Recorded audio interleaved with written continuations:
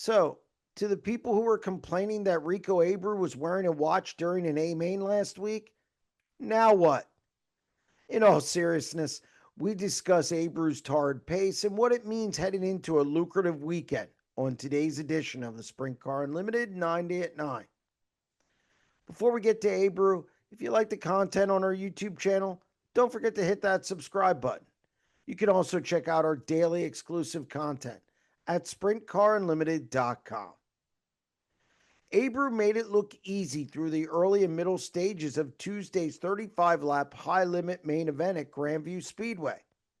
He struggled a little bit in the closing stages, but he had just enough to hold off the charging Brad Sweet over the last couple of laps to score the narrow .160 second victory.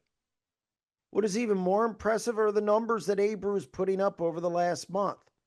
In 9 races, the California driver has 6 victories, including a World of Outlaws score at Knoxville and 4 high-limit wins.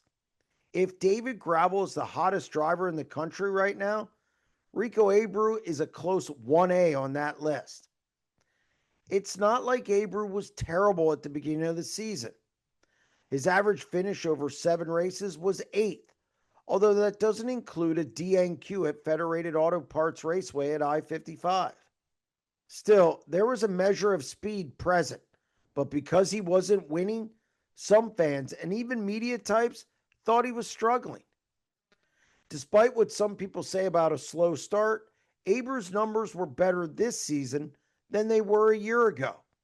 Then, of course, he went to Knoxville for the World of Outlaws event, and he's been on a tear ever since.